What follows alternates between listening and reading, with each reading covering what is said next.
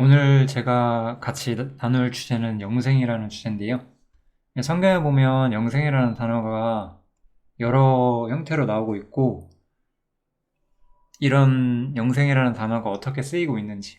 사실 영생이라는 주제를 다루다 보면 모든 문제가 다 나와요. 복음이라든지, 이스라엘과 교회의 차이라든지, 예를 들어서 생명이라든지 거듭난 문제 이런 모든 게 나오게 되는데, 제가 그거를 다 여기서 다루고자 하면은 너무 주제가 방대해져서 이번 주제는 영생이라는 단어 자체의 쓰임, 그 쓰임을 통해서 여러 가지 좀 유추하고 생각해 볼 수 있는 것까지, 거기까지만 제가 좀 이야기를 한번 해보겠습니다.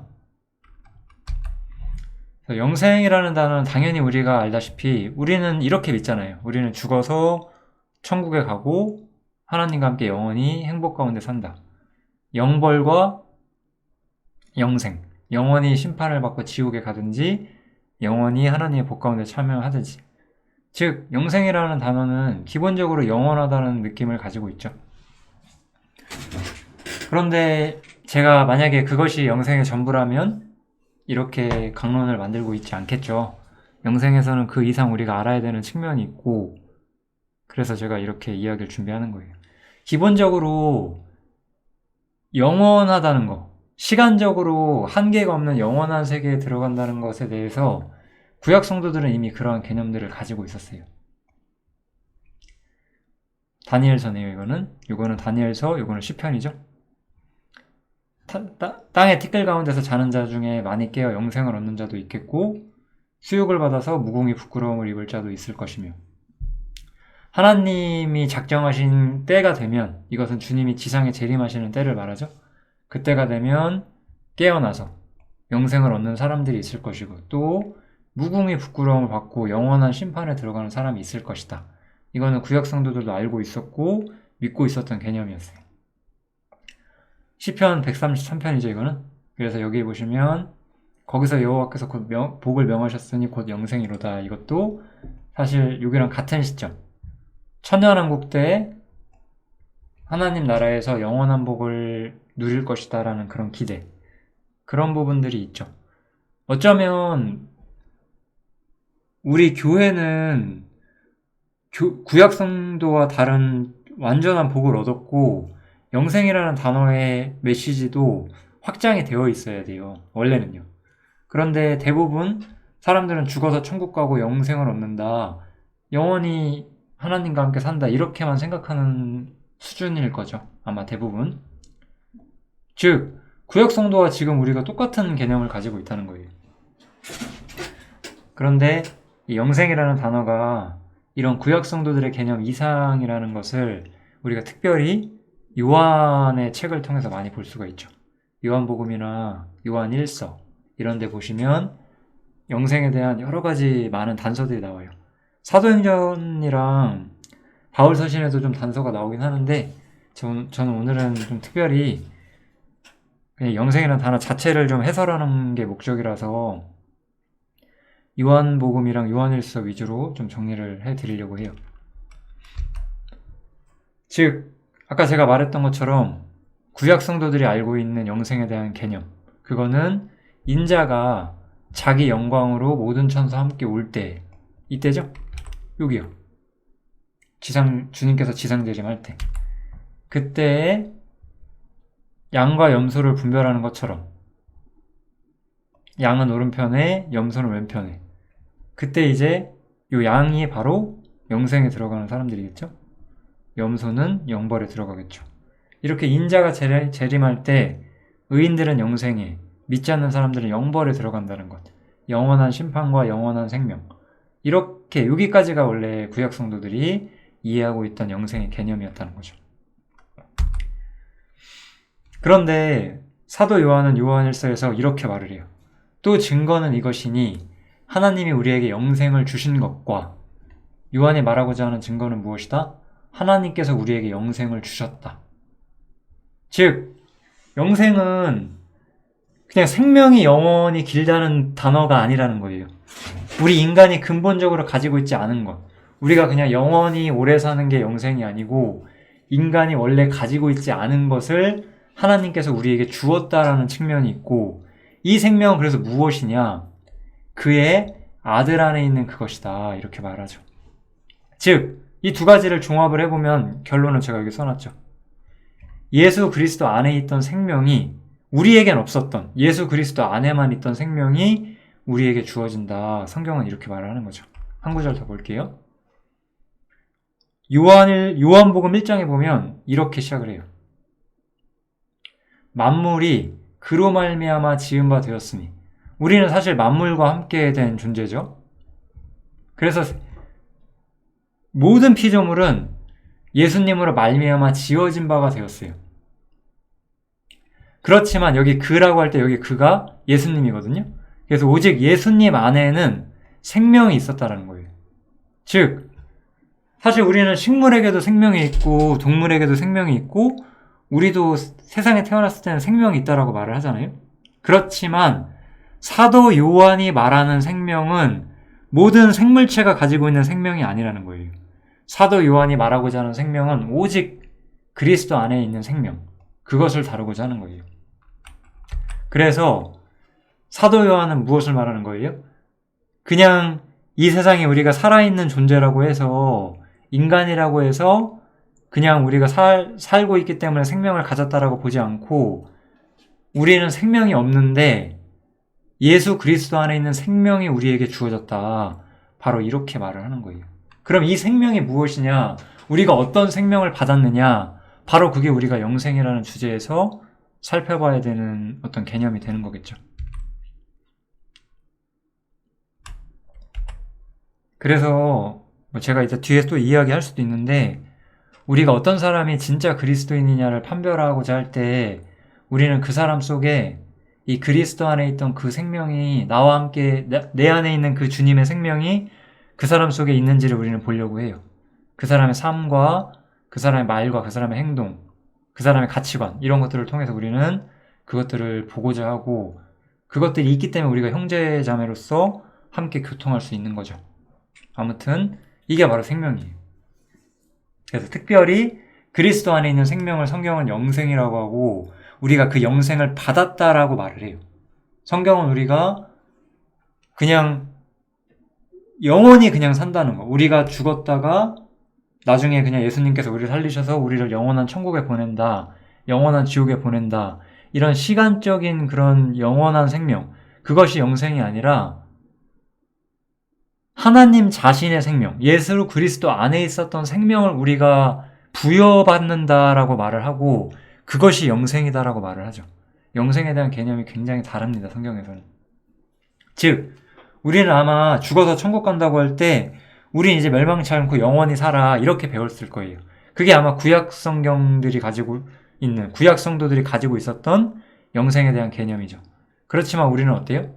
우리는 단지 구약 성도들이 가지고 있었던 영생의 개념만 가지고 있는 것이 아니고, 영원하신 존재, 완전하시고 영원하신 그리스도, 그분 안에 있는 특별한 생명, 그것이 우리에게 주어진다, 우리가 그것을 받는다라는 측면을 성경에서는 이야기를 해주고 있는 거예요. 이 측면을 보지 못하시면 요한복음을 전혀 이해하실 수가 없어요. 요한복음은 영생에 대해서 이야기를 하고 있고, 요한일서 역시 영생에 대해서 이야기를 하고 있기 때문에 영생에 대한 개념이 없으면 우리는 요한의 글을 이해하기가 굉장히 힘이 들어요. 그래서 제가 이 강론을 요한복음과 요한일서를 해설하는데 좀 도움이 되기를 바라면서 좀 이야기를 하고 있는 겁니다.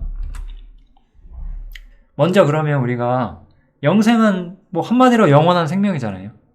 근데 그럼 우리가 생명이란 단어부터 먼저 이야기해봐야 되겠죠? 그리스도의 생명 우리가 받았으니까. 그러니까 생명이란 것은 성경에서 어떻게 보여주고 있느냐? 무릇 산 자는, 전도서죠? 무릇 산 자는 죽을 줄을 알되 죽은 자는 아무것도 모르며 다시는 상도 받지 못하는 것은 그 이름이 잊어버린 바 됨이라.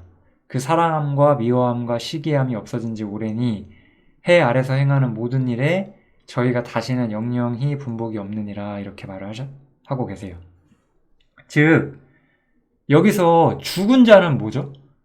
죽은 자는 그 이름이 잊어버린 바 된다라고 말을 해요. 그걸 무엇이라고 표현하냐? 사랑함과 미워함과 시기함이 없어진 지 오래다라고 말하죠. 즉 죽음이라는 것은 세상과 생명이 끊어진다는 거예요. 우리는 사람이잖아요. 우리는 사람이고 우리는 옛날부터 이 세상이 얼마나 고단한 곳인지 그런 것들을 노래하는 노래도 있고 세상이 좋은 곳이라고 하는 노래도 있죠. 아무튼 이 세상, 우리가 이 세상이라는 곳에서 우리가 살아가고 있어요. 우리는 이 사람으로서 세상에서 행복을 추구하죠. 그렇지만 우리는 세상이 마냥 행복하진 않아요. 그래서 우리는 희로애락을 느끼죠. 이 세상 속에서. 즉, 죽는다는 건 뭐죠? 우리는 행복을 느끼려다가 실패하기 때문에 희로애락도 느끼는 거잖아요. 근데 결론은 죽음이라는 것은 이 세상의 희로애락과 끊어지는 거예요. 생명이라는 건 반대로 세상의 희로애락에 참여하는 거예요. 우리가 이 세상에 살면서 세상이 우리에게 주고자 하는 것들, 세상 우리에게 기쁨도 주고 나의 어떤 애정의 장소 이런 것들도 제공해주고 세상은 나에게 이 세상의 사람으로서 우리가 살면서 필요한 것들을 제공해주는 공간이었어요. 근데 그 모든 것과 끊어져요. 가족과의 사랑, 내가 사랑하던 어떤 지인들과의 어떤 애정관계, 내가 누리던 즐거움들, 자유로움들, 직업이나 학문 혹은 문화예술에서 내가 누리던 모든 것들과 끊어지는 거예요. 생명은 끊어짐이에요. 그래서 생명은 세상과 끊어지는 거예요. 근데 이거는 우리 일반적인 사람의 생명의 문제를 다루는 거잖아요. 사람과 세상이 연결되어 있는 거죠. 그죠? 생명이 끊어진다는 것은 세상과 끊어지는 거고 반대로 생명이란 것은 세상의 희로애락에 참여하는 거잖아요. 그렇다면 우리가 여기서 똑같은 결론을 낼 수가 있죠. 영생은 바로 그리스도 안에 있는 생명이에요. 우리가 우리 옛사람의 생명, 아담에게로부터 우리의 생명이 세상과 연결되어 있었다면 이제 그리스도의 생명, 우리 안에 있는 그리스도의 생명, 그리스도의 생명은 어디와 연결되어 있을까요? 그리스도의 세상은 첫 세상이 아니라 장차올 영원한 세상, 이 오는 세상과 연결이 되어 있는 거죠. 오는 세상이 바로 그리스도의 생명이 누리는 거죠. 물론 오는 세상에는 희로애락이 없죠. 영원한 기쁨과 영원한 영광과 어떤 지고한 영광으로 가득 차 있는 세계일 거니까. 아무튼지 간에 제가 말하고 싶은 거는 같은 원리로 우리를 둘러싸고 있는 것에 참여하는 게 생명이라는 거예요. 이게 사실 이 영생에서 가장 여러분들이 좀 관심 갖고, 좀 제가 어렵게 말하고 있지만 관심 갖고 이해해 주셔야 되는 부분이거든요. 생명은 그 생명이 연결된 세상에서 무언가를 누리고자 한다는 거예요. 그리고 거기서부터 끊어지는 거예요. 죽음이란 것은. 즉 영생은 그리스도의 생명이기 때문에 그리스도의 생명은 이 땅에서 아무것도 누릴 수 없고 장차 오는 세상에서 모든 것을 누릴 생명이에요. 그렇기 때문에 이 새로운 생명, 그리스도 안에 있는 생명을 우리가 가지고 있기 때문에 우리는 이 세상에서는 다른 감정을 느끼게 되는 거예요. 옛날 이 세상 사람이 느끼는 희로애락과 우리가 느끼는 희로애락이 전혀 다른 거예요. 왜냐하면 우리의 생명은 이제 오는 세상에 참여 있으니까. 물론 그 영원한 세계에 들어가면 우리의 희로애락은 끝나고 우리에게 영원한 기쁨과 영원한 영광이 가득 차겠죠. 그렇지만 우리가 이 땅에서는 이렇게 피조물들의 비참함을 보면서 주님처럼 탐식도 할 수 있어요. 주님도 세상의 피조물을 보시면서 죽음 앞에 종로로 타는 자기 백성들을 보시면서 슬퍼하시면서 눈물 흘려주셨잖아요. 우리도 그럴 수가 있다는 거예요. 우리는 오는 세상의 희로애락에 참여하고 있기 때문에 이 세상에서는 다른 감각을 가지고 있는 거예요.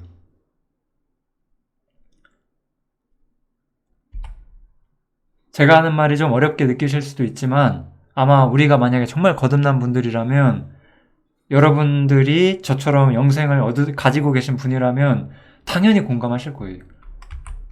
이 세상에 우리가 사랑함과 미워함과 시기함이 있었다면 우리는 이제 영원한 세계에 대해서 새로운 감정으로 연결돼 있고 우리는 영원한 세계에서 기쁨을 누리길 원하거든요. 이제 우리는 영원한 세상과 모든 것이 연결된 사람이고, 그래서 처음 생명이 이 세상과 연결돼서 거기서 무언가 연결돼 있었던 것처럼, 거기서 세상에 어떤 무언가에 참여했던 것처럼 이제 우리는 오는 세상의 모든 것에 참여하고, 잠시 이 땅에서는 그것 때문에 뭐 피조물의 탄식도 경험하게 되는 거죠. 그렇기 때문에 이 세상이 불완전하기 때문에 우리는 몸의 구속을 기다리게 되는 거예요. 이 세상은 불완전하고 영원한 세계, 단지 그냥 죽어서 영원한 천국 간다 이게 아니에요. 그래서 사실 이 복음을 잘못 배운 사람들은 아주 잘못된 관점을 가지게 되는데 이런 거죠. 아, 난 죽어서 천국 가 너무 좋아. 근데 이 세상도 너무 좋아. 이거죠. 잘못된 거예요. 이 세상이 너무 좋을 수가 없어요. 왜냐면 이 세상은 주님과 끊어진 세상이거든요. 제가 뒤에서 다시 한번 이야기할게요. 뭐 아무튼 그러면 이제 제가 여기까지 해가지고 좀 중요한 이야기를 많이 드렸어요. 결국 우리 안에 있는 생명은, 우리가 영생이라는 것은 부여받는 거예요. 제가 다시 한번 정리할게요. 단지 그냥 우리가 죽으면 천국 가고 영원히 산다 이런 개념이 아니라 원래 인간이 소유하지 못했던 독보적인 생명, 그 하나님 자신의 생명을 우리가 받았다는 거예요. 선물로.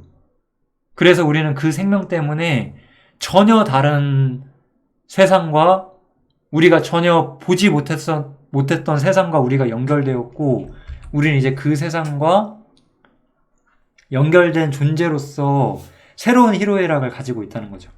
우리 첫사람이 이 세상에서 희로애락을 가졌던 것처럼, 그러니까 우리가 이 세상에서 죽기에 매여 종노릇하며 살았단 말이에요. 사랑함, 미워함, 시기함. 한마디로 말하면 애정이죠. 내가 사랑받지 못하면 초조하고 불안하고 슬프고, 내가 사랑받으면 기쁘고. 뭐 그것이 꼭 이제 사랑이라는 건 여러 측면이 있죠. 내가 많은 부와 명예를 얻어서 사람들이 나를 우러러 하는 것도 사랑받는 거고, 그런 게 없으면 또 사랑받지 못한다고 생각되고 소외된다고 생각되고, 여러 가지 측면이, 결국은 세상에서 내가 연결되고 세상이 나를 귀히 여겨주는 걸 좋아했던 거잖아요. 우리가 옛사람으로 살 때, 우리가 거듭나기 전에는요. 근데 이제 우리는 거듭났고 이제 영원한 세계와 우리가 연결됐고, 그렇기 때문에 우리는 영원한 세계에 대한 희로애락의 관점을 가지고 봐왔죠. 이제 그럼 영생에 대해서 좀 구체적이고 세부적인 말씀들, 요한복음에 나온 말씀들을 살펴보면서 영생을 조금 더 살펴보겠습니다. 뭐 어렵진 않아요. 아마도 이 부분이 더 쉬울 거예요. 그래서 영생은 당연한 이야기부터 시작할게요. 영생은 하나님께로부터 받은 생명이잖아요. 그래서 멸망치 않죠. 당연한 얘기지만. 우린 다시 한번 아까 전도서 이야기랑 정리해서 한 번 더 생각해 볼게요. 아담 아래서 주어진 첫 생명. 그것은 어땠어요? 그것은 첫 세상에서 희로애락을 느꼈어요. 그죠? 그렇지만 첫 세상과 함께 사라져요. 그러니까 멸망하는 거예요. 단순히 이것이 뭐 죽으면 심판받고 지옥 간다는 그런 개념 넘어서 이야기를 하고 있어요. 여기서 이제 멸망한다는 단어가 perish라는 단어인데 소멸된다는 느낌을 가지고 있거든요. 그래서 아담 아래서 주어진 생명은 첫 세상과 함께 사라진다는 게 중요해요. 그런데 그리스도 안에 있는 생명은 멸망치 않죠. 아담의 생명처럼 사라지는 생명이 아니고 영원한 세계에서 영원히 빛날 그러한 생명이잖아요. 그래서 우리가 가지고 있던 원래 인간의 생명과는 다른 생명, 그게 바로 영생이라는 거예요. 영생은 그래서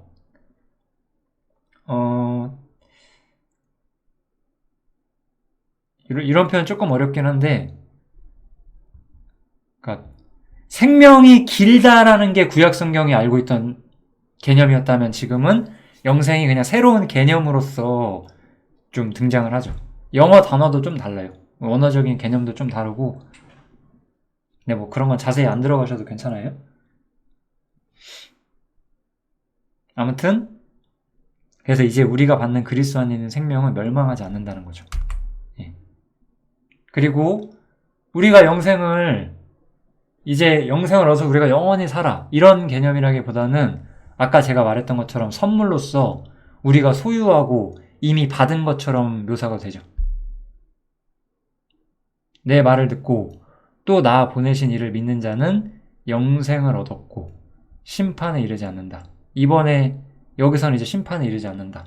우리가 영생을 선물로 받으면 이제 사망에서 생명으로 우리의 입장이 옮겨지게 되고 우리는 이제 하나님의 심판을 받지 않는다는 거. 영생에 대한 개념이 또 나오고 있죠. 이 두 가지는 비교적 쉬운 영생에 대한 개념이에요. 사실 영생이 어렵진 않습니다. 영생에서 가장 어려운 개념은 이런 것들을 올바로 이해하기 위해서 기본적으로 영생이 세상과 그것이 속해 있는 세상과 연결된다는 관점 자체에 대한 이해만 가지게 되면 이제 영생은 하나님의 세계, 영원한 하늘과 연결된 생명이라는 걸 이해하면 이런 건 당연하게 와지는 거예요. 주님의 생명이기 때문에 세상에서 사라지고 멸망하게 될 수 없고 주님의 생명이기 때문에 심판을 받을 수가 없는 거죠. 사실 그래서 우리가 죄를 짓지만 지옥에 가지 않는 거예요. 우리가 생각하는 것처럼 우리가 죄를 지어도 그것이 다 용서된다는 측면이라기보다는 우리는 이제 하나님의 생명을 소유했고 이 생명은 멸망할 수가 없거든요. 그래서 우리가 지옥에 가지 않는 거예요. 이런 원리를 봤을 때. 이거는 또 이제 영생이 좀 구체화되는 측면을 또 이야기를 하고 있죠. 너희가 성경에서 영생을 얻는 줄 생각하고 사실 여기서 주님이 말할 때 이것은 구약 성경이 생각하던 영생이었죠. 그런데 너희는 여기서 굉장히 중요한 개념이 나와요.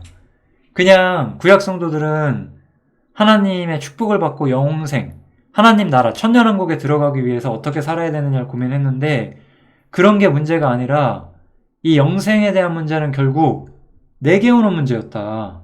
예수 그리스도께 예수 그리스도께 와야 하는 문제인데 너희는 이 문제에 대해서는 눈을 감았다라고 말을 하죠. 이제 제가 말하고자 하는 좀 마지막 주제를 좀 다뤄봐야 할 것 같아요. 영생이란 건 뭐죠? 지금까지 우리가 본 것처럼 영생은 하나님께 받는 거예요. 그럼 어떻게 받아요? 아들을 보고 믿는 자마다 영생을 얻는다는 거죠. 핵심이죠, 이것이. 아들을 보고 믿는 자마다 영생을 얻는다. 그리고 이렇게 영생을 얻는 사람들은 이 세상에서 육신이 멸하는 날이 올지라도 생각보다 주님이 늦게 재림하셔서 우리가 이 땅에서 휴거되지 못하고 죽을지라도 때가 되면 하나님께서 우리를 다시 살리시겠죠. 그 이야기부터 시작하는 거예요. 영생은 아들을 믿음으로써 우리에게 주어진다. 그 측면을요.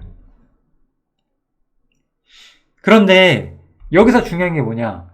아들을 영접해야 되는데 아들을 영접하지 않는다는 거예요. 왜?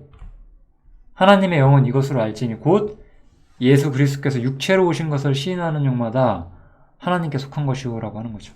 즉 이건 복음서 전체의 주제예요. 제가 수없이 많은 다른 강론들에서 항상 이야기해왔던 거예요. 이 세상이 있었어요. 세상 속에 이 영생을 가지셨던 그 안에 생명이 있으셨던 영생을 가지신 주님이 왔어요. 그런데 주님이 가지신 영생은 너무나 특별한 생명이잖아요. 아까 우리가 보면 생명은 그 세상과 연결되어 있잖아요. 그래서 이 주님이 가지신 영생은 이 세상과 맞지가 않았어요. 주님이 가진 영생은 영원한 세계, 하늘의 세계랑 어울리는 생명이었어요. 그래서 이 첫세상을 예를 들어 뭐 이렇게 초록색이라고 치면은 이 첫세상하고 이 하나님의 생명하고 어울리지가 않는 거예요. 그러니까 어땠나요? 우리가 복음서를 보면 세상이 예수님을 거절한다는 거예요. 즉, 왜 우리가 복음을 거절하느냐? 복음은 이 세상 사람, 아담의 생명을 가진 사람들이 싫어하는 얘기를 해요. 너희는 다 아무것도 아니다. 너희는 하나님께 아무것도 드릴 수 없다. 너희가 이 세상 문명 가운데 세워놓은 모든 것들은 하나님 앞에서는 다 무가치하다. 인간이 세운 금자탑들, 인간이 지금까지 세운 모든 문명들은 다 무가치하고 쓸데없다. 하나님을 경외하는 것이 유일한 인생의 목적이다. 이런 원래 인간들이 싫어하는 이야기로 가득 차 있었어요. 그래서 세상은 아들을 영접하지 않았던 거예요. 세상은 아들이 만약에 영광 가운데 심판의 칼을 듣고 왔다면 세상은 어쨌든 겉으로라도 굴복했을 거예요. 그런데 아들이 연약하고 낮은 자의 모습을 봤을 때 세상은 자기가 가진 권세를 가지고 아들을 축출하는 거죠. 그가 진짜로는 하나님인 걸 알지 못하고 아들을 세상에서 죽여버렸죠. 아들을 싫어했어요, 이 세상이. 세상이 그랬다는 거예요. 왜냐하면 세상은 아담의 후손들의 세상이었으니까.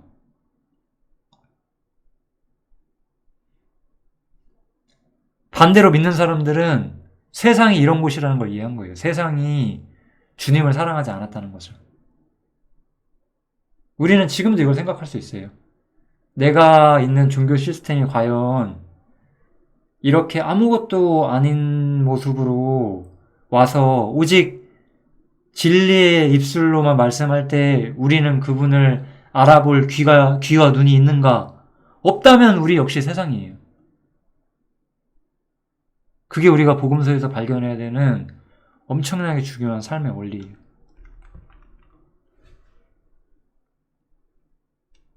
그래서 이 오는 세상의 희로애락을 가진 사람들, 오는 세상의 희로애락을 가진 분, 바로 이거 예수님이시잖아요. 이 안에 이제 우리처럼 정말로 거듭나 있던 사람들이 있었고, 이 사람들은 이 주님 안에 있는 이 하늘과 연결된 독보적인 생명을 눈치챈 거예요. 그래서 주님을 영접하는 거예요. 이게 대부분의 사람들이 주님을 영접하지 못하지만 어떤 사람은 주님을 영접하는 가장 큰 이유죠. 이건 그래서 알곡과 가라지를 다루는 데 있어서 아주 중대한 원리로도 우리가 교훈을 삼으실 수 있을 거예요. 제가 오늘 알곡과 가라지 다루는 주제가 아니라서 길게는 얘기 안 하겠지만, 그래서 아들을 영접하는 문제가 바로 우리가 영생을 얻는 문제고, 세상은 그래서 아들을 영접하지 않고 영생을 얻지 못한다는 거죠. 영생을 사람들이 좋아하지 않았어요. 왜냐하면 이 세상에서 자신들이 원하는 대로 살고 싶어서. 아들이 자기의 삶에 개입해서 더 이상 자기 뜻대로 살지 못하게 하는 걸 원하지 않았기 때문에. 아들이 오게 되면 종교인이든 비종교인이든지 간에 그들의 모든 삶이 판단을 받게 돼요. 종교인이라면 너의 의는 아무 의미가 없다. 세상 사람이라면 네가 인생의 중요한 목표로 삼는 것은 다 무가치하다. 다 싫은 말이거든요. 만약에 우리가 착하게 사세요만 전하면 우리는 아무것도 전달하지 못해요. 복음은 그것 이상의 이야기를 하고 있어요. 단순히 우리가 악한 행동을 하냐 아니냐 이상의 문제를 이야기하고 있다고요. 여러분들은 이걸 보셨나요? 여기까지 우리가 복음을 이해할 수가 있어야 되는 거예요. 그래서 주님께서는 자신이 내 살을 먹고 내 피를 마시는 자가 영생에 들어간다. 영생을 소유하게 된다. 이렇게 이야기를 하죠. 즉, 주님께서는 영생을 얻으려면 나를 믿는데 어떤 나를 믿어야 되는 것이냐? 지금까지 우리가 살펴본 것처럼 아들이 세상에서 거절당하고 죽는다는 것, 이 측면까지 받아들여야 한다라고 말하는 거죠. 여기서 내 살을 먹고 내 피를 먹는 자는 거는 주님의 죽음을 상징하고 있는 거고, 먹는다는 건 항상 그거예요. 우리가 이렇게 사람이 이렇게 있는데 우리가 무언가를 먹으면은 그것이 우리 몸속에 들어가서 피가 되고 살이 되죠? 연합되는 거예요. 그래서 이거는 참여를 상징해요.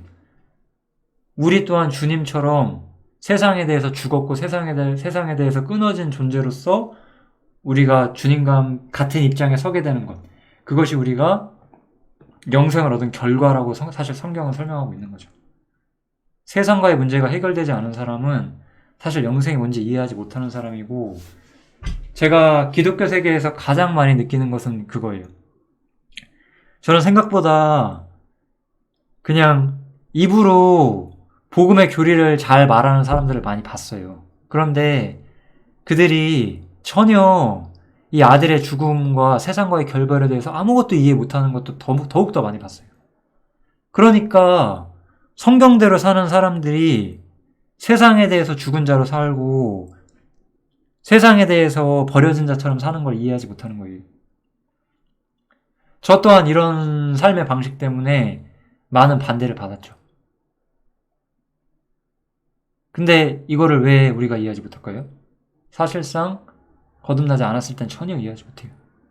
근데 우리가 거듭나게 되고 진리가 어느 정도 뼈대를 잡기 시작하면 아들이 죽은 세상에서 내가 살고 있고 세상은 아들처럼 사는 삶을 원하지 않는다는 것을 이해하게 돼요. 그래서 우리는 영생이 주님의 생명을 소유하는 것이고 세상은 주님의 생명을 모르기 때문에 주님의 삶도 이해하지 못해요. 우리만이 그걸 이해할 수 있죠. 당연한 얘기지만 제가 좀 여기 눈치채셨나 모르겠어요.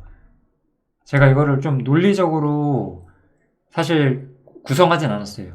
여기 이렇게 순서를 보시면 사실 제가 요한복음에 나오는 영생이란 단어가 나오는 순서대로 배치를 한 거거든요. 그래서 이제 여기서 10장이죠, 이거는. 10장에서 보면은 이 영생은 하나님께서 준 것이기 때문에 누구도 빼앗을 수가 없어요. 그런 측면들이 나오고 있죠.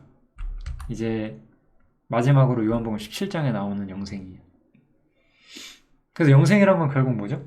영생은 아까 우리가 본 것처럼 우리가 세상에 대해서 죽는다는 것. 예수님처럼 죽음에 우리가 참여한다는 의미를 가지고 있고 그래서 이제 우리는 주님과 함께 영화로운 위치에 들어가게 돼요. 왜냐하면 우리는 주님이 죽음을 통해서 하나님의 뜻을 완성하시고 죄인들을 구원할 길을 완성하시고 하나님을 영화롭게 하시고 자신도 영화롭게 되었다는 걸 우리가 다 봤잖아요. 그래서 아버지여 때가 이르렀사오니 아들을 영화롭게 하사 아들로 아버지를 영화롭게 하게 하옵소서. 아들이 아버지를 영화롭게 하고 아버지 또한 아들을 영화롭게 했어요. 그리고 아버지께서 아들에게 주신 모든 자에게 영생을 주게 하시려고 만민을 다스리는 권세를 아들에게 주셨습니다. 이러잖아요. 즉 예수님께서 영생을 원래 예수님은 원래 어떤 분이셨죠? 우리가 지금까지 본 것처럼 그리스도 안에만 생명이 있었고 그 생명이 곧 영생이었잖아요. 이제 그 생명이 주님에만 있는 게 아니라 이제 우리가 하나를 미리 하나 그대로 있으면 그대로 있고 죽으면 많은 열매를 맺는 것처럼 예수님께서 죽으셨기 때문에 이 영생이 우리에게 주어지게 되었잖아요. 그게 사실 우리가 죽음을 통해서 볼 수 있는 개념이었죠. 그래서 이제 주님께서는 십자가에 달리시는 완전한 순종을 통해서 만왕의 왕이 되시고 이 세상에 있는 모든 피조물들의 머리가 되시고 이 세상에서 하나님 보좌 우편의 자리를 취하셨고 혼자 취하신 것이 아니라 이 영생을 이제 믿는 사람들에게 주게 되고 그들이 교회로서 주님의 영광에 함께 참여하잖아요. 그래서 영생은 영원한 것이 전부가 아니에요. 그냥 단순하게. 우리는 그냥 영원한 천국에 가고 이제부터 열심히 일해서 상 받자 이런 기독교가 사실 현대 개신교긴 한데 우리가 가진 영생이라는 것은 예수님이 가진 모든 영화에 함께 참여하는 생명이에요. 이게 바로 영생이죠. 영생이라는 말은 이건 그냥 제가 다 그냥 성경에 있는 몇 가지 구절을 풀어드린 것에 불과해요. 사실 제가 그냥 가장 하고 싶었던 말은 사실은 이거예요. 그리스도 안에 있는 생명이 우리에게 주어졌다는 거죠. 우리 옛사람, 우리 아담의 생명은 이 세상 속에서 무언가를 추구했던 생명이라면 이제 우리는 그리스도 안에 있는 생명을 가졌고 그 생명의 본성에 우리가 참여한다는 거예요.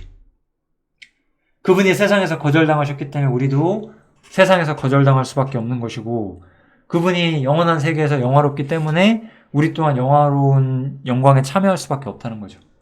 우리는 주님의 영광에 참여한 자가 되었으니까요.